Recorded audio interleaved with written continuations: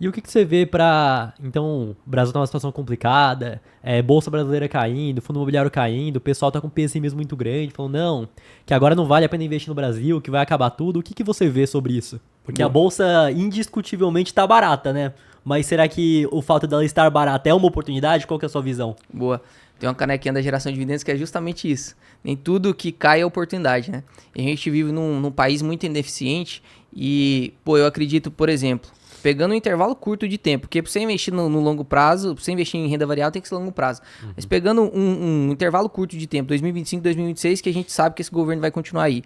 Eu não tenho boas esperanças de que o Lula vai anunciar um corte de gastos, que o Haddad vai anunciar um corte de gastos. Então a gente não tem perspectiva de mudança mesmo do rombo fiscal. Eu acredito que a bolsa vai continuar em oportunidade. Só que, ao mesmo tempo que isso vai acontecer, às vezes pode ser que, por falta de posicionamento, você perca a subida. Bitcoin, por exemplo. Pô, tinha muita gente, 69 mil, 69 mil, 69 vai continuar assim e tal, até ano que vem. Aí aconteceu o que aconteceu com o Trump lá, uma década passou em uma semana praticamente, né? O Bitcoin, pô, quem não estava posicionado não aproveitou. Então, dentro da bolsa de valores, funciona do mesmo jeito. É importante falar isso, que as maiores altas são em pouco tempo. Exato, você tem que ficar posicionado durante o ano inteiro pra você sofrer uma semana de alta. Porque imagina só, saiu um resultado que Taesa subiu o lucro 10 vezes. Saiu esse resultado. O resultado é público. Quem realmente lê as coisas e vai responder o mercado financeiro vai responder naquela hora. Então não adianta você tentar aproveitar essa oportunidade do 10 vezes lucro da Taesa daqui 3 meses, vai acontecer na hora. Então, assim, a minha opinião é que a bolsa tá muito barata mesmo. No Brasil, o maior defeito é a maior qualidade. A qualidade da bolsa brasileira é ser descontada. E o maior defeito é esse também, porque isso atrapalha muito os leigos. Imagina um cara que começou a investir em julho de 2024. Ele só viu sangue até agora, né? Ele só viu sangue. Então, imagina esse cara escutando a gente falar que você tem que olhar E aí, isso não é errado, tá? A gente tá falando, pô, o Banco do Brasil subiu seu lucro de 7 bilhões trimestral para 8 bilhões, para 8,5, para 9, para 9,5. Aí o cara escuta todo mundo falando que o Banco do Brasil tá aumentando o lucro, tá diminuindo o risco e tal, que superou aí a inadimplência que era esperada do agro, e mesmo assim o banco tá caindo. Aí ele pensa assim, pô, eu comprei lá a 25, tava muito barato pelas análises, caiu para 23, 23,50. Eu compro de novo, 23. Aí continua 20, ano que vem eu vim aqui gravar de novo aqui em janeiro, dia 15 de janeiro. Tá 23,50 ainda. O cara vai pensar, mas será que eu comprei barato mesmo? Será que eu comprei barato mesmo? E o cara comprou barato. Ele acertou, ele analisou, ele comprou barato. Só que a falta de eficiência brasileira e a macroeconomia aqui é tão prejudicial, porque a gente é influenciado tanto por fora quanto por dentro, sistema interno, que pode ser que demore pra caramba. Então o que eu tô fazendo na minha carteira?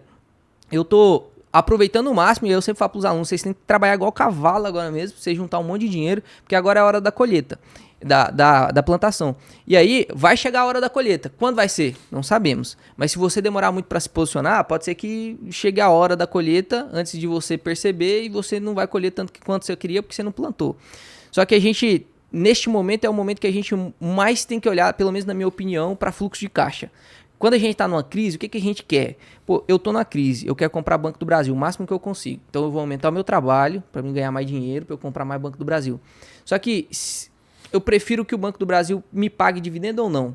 Prefiro que o Banco do Brasil me pague dividendo. Por quê? Porque com o dividendo eu aumento mais meu fluxo de caixa e compro mais Banco do Brasil. É diferente de você investir em empresas para valorização nesse momento. Então, em momento de crise, e aqui no Brasil a gente tem que usar esse tipo de estratégia, você investir em empresas ou fundos imobiliários, qualquer tipo de ativo que te provê fluxo de caixa é muito inteligente. Porque o Brasil ele vai ficar descontado por mais tempo. E quanto mais tempo você conseguir acumular essas cotas, lá no futuro, em 2027, se trocar o governo, né? Ou então 2030, quando aí for obrigatório trocar o governo, cara, a gente vai colher frutos, né? Então, 2025, acredito que vai fechar o ano ruim. 2026, depende lá quando a gente ficar sabendo quais são os candidatos. Isso que eu ia falar, que a bolsa acaba antecipando o que ela acredita que vai acontecer no futuro, o próprio mercado, no final das contas. Então, se existe alguém que é oposição, que tá extremamente popular, a bolsa já começa a dar sinais por conta que acredita, não, que vai sair esse governo, vai entrar outro aqui, e ela já começa a subir antes mesmo de realmente acontecer, né? E assim, ó, sinceramente, se o Haddad ou o Lula chegasse ao vivo, interrompesse aqui o podcast do Gêmeos e falasse assim, nós vamos agora, fizemos aqui um plano para cortar, nem que seja, sei lá, 80 bilhões, nem que seja 80, porque precisa cortar muito mais do que isso. Tem que cortar mais ou menos 1,5 do PIB, que vai dar uns 250 bi. Mas se ele falar hoje, se ele soltar hoje falando que vai cortar 80 bi, cara, a bolsa já vai subir pra caramba. Só que, convenhamos, eu acho que ele vai dobrar a aposta dele, né? Que é, tipo, não vou gastar mais ainda agora, porque aí eu prefiro ficar eleito de novo. Aí tem muita gente falando, pô, já tá com 81 anos, o Lulão, né? 81 anos. Será que ele vai concorrer mesmo? Você acha que ele vai concorrer nessa próxima agora, 2026? Você acha que ele vai concorrer? Eu acho que é difícil. Pois é.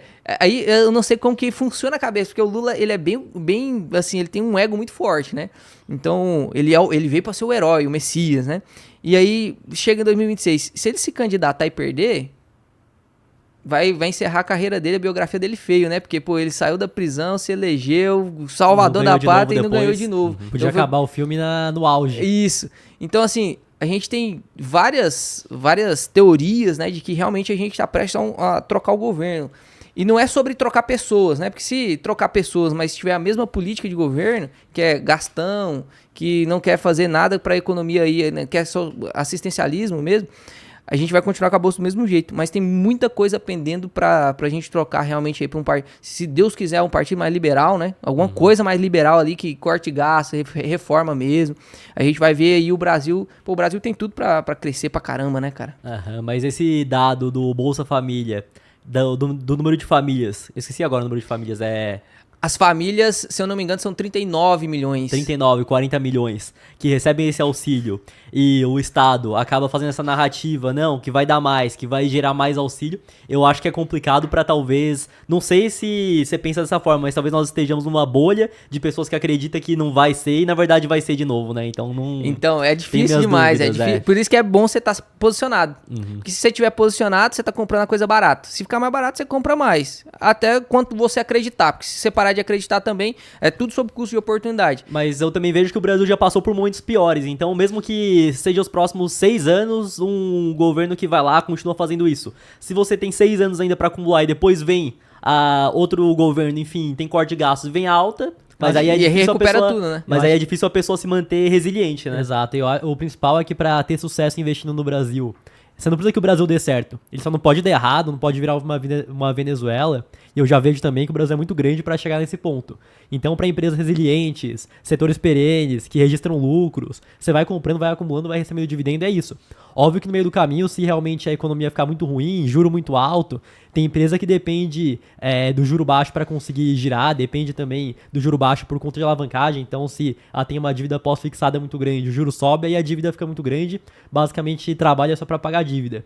Mas para as empresas mais resilientes, se o Brasil não der errado, você já tá tranquilo aqui no Brasil. Exato. Você pega as maiores empresas do Brasil hoje e há 20 anos são praticamente as mesmas. Agora você vai para os Estados Unidos, você pega as maiores hoje, as Big Techs, as empresas de tecnologia, você pega 20 anos, quase 30 anos atrás eram outras empresas. Então o Brasil, eu vejo que com essa estratégia, se o Brasil não der errado, você já venceu. Você sobreviveu há muito tempo na bolsa, ela vai te recompensar se você não pegar essas empresas aí que dependem de alavancagem, aí o juro sobe, a empresa quebra, a empresa dá ruim realmente, aí esse cara vai se dar mal. Agora o cara que tá com a estratégia certa no Brasil, que na minha visão são essas empresas resilientes que pagam dividendos, ele vai sobreviver e vai ter sucesso como investidor. A maior interrogação, assim, a interrogação mais inteligente que eu recebo assim, do pessoal nesse momento de crise é: Léo, mas não compensa eu então tirar meu dinheiro do Brasil e colocar em dólar, colocar investido lá fora e tal? E aí eu fiz um estudo desde 1995, que eu tirei em 1994, que ainda estava no período de hiperinflação, mesmo com o real ali em julho. Aí você pega 1995. Cara, desde 1995 até agora, que o real fez 30 anos, a gente teve uma desvalorização absurda, né? Então, essa desvalorização absurda, ela tem que ser paga pela nossa valorização dentro da bolsa, porque senão a gente vai perder para a inflação. E uma forma de você ganhar da inflação é apenas colocando parte da sua carteira em dólar. Por exemplo, no estudo que eu fiz, se você pega, independente que você está investindo aqui no Brasil, mas você pega o mesmo montante de capital e coloca em dólar, só colocar em dólar, não estou nem falando de investir o dólar, mas só colocar em dólar, você já tem a correção da inflação 0,19% acima. A valorização do dólar sobre o real desde 1995 até agora foi de 5,87. Então, só de você ter dólar, o mesmo tanto que você tem aqui, você vai conseguir proteger o seu dinheiro da inflação. E aí, se você pega esse dólar e investe, que aí a gente fala sobre custo de oportunidade. Se você está investindo em Banco do Brasil, você está deixando de investir na Apple. Então, vale a pena isso? Tem que fazer conta para ver se vale a pena. Não é mentira que o Banco do Brasil ele tá descontado pra caramba. Né? E não é mentira que a Apple lucra pra caramba e provavelmente vai continuar lucrando. Tem quantos iPhone aqui, por exemplo? Né? Então, a gente tem custo de oportunidade, depende do tipo de estratégia que você quer desempenhar ali. E aí você pega o SP500, e aí isso aqui foi assim, abriu muito a minha mente. Você pega o SP500 desde 1994 até 2024 também. A valorização média foi de 12%, 12,24%. Junto com o dólar, um brasileiro que investe no SP500 vai ter uns 18%, 19%, porque não é só somar, mas vai ter uns 18% de valorização. Pô, isso é muita coisa. Para você bater isso aqui no Brasil, você tem que... Só investindo no índice, né? Só sem dor de cabeça, sem dor de cabeça. Para você fazer isso aqui no Brasil... não é todo mundo que consegue. Não é tão difícil também, mas não é todo mundo que consegue. Você investe em algumas boas empresas, você consegue esses 18% de valorização. Só que você vai ter que fazer stock pick e tal.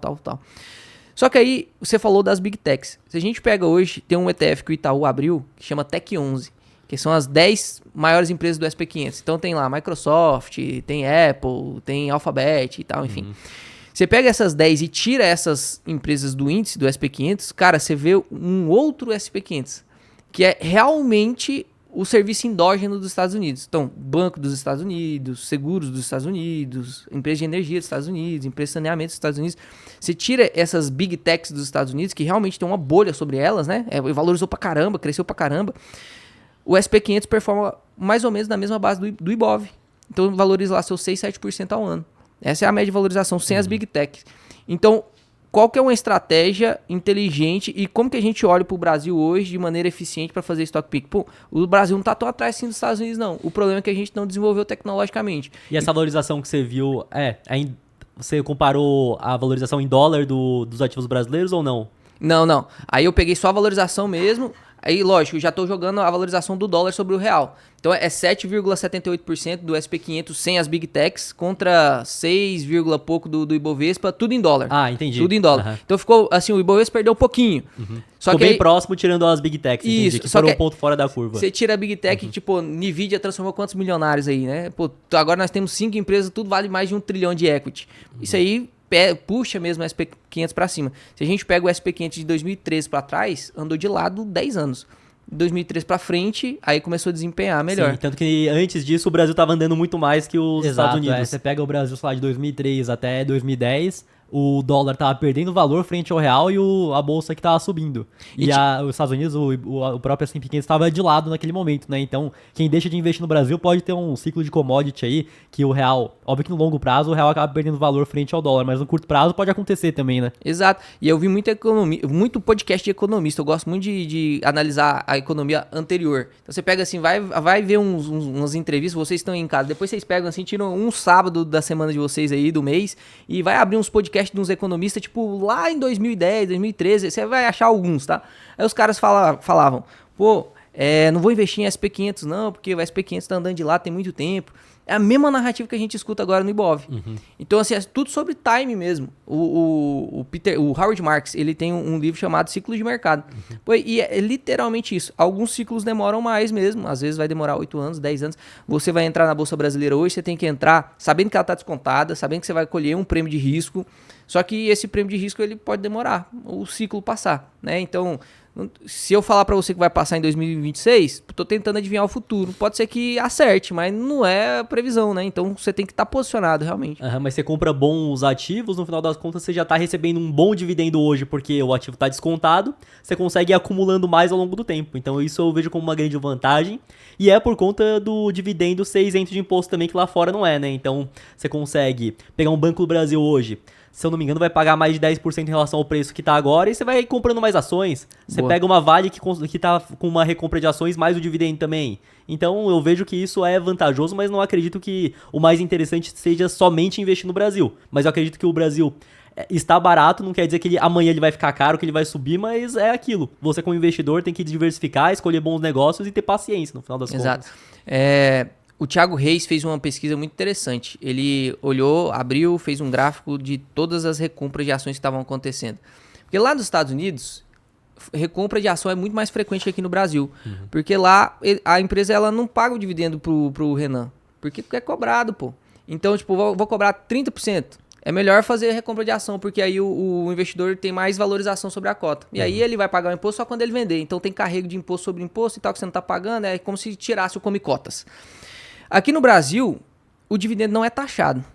Então, quando é que uma empresa faz recompra de ação? Quando realmente não compensa pagar dividendo.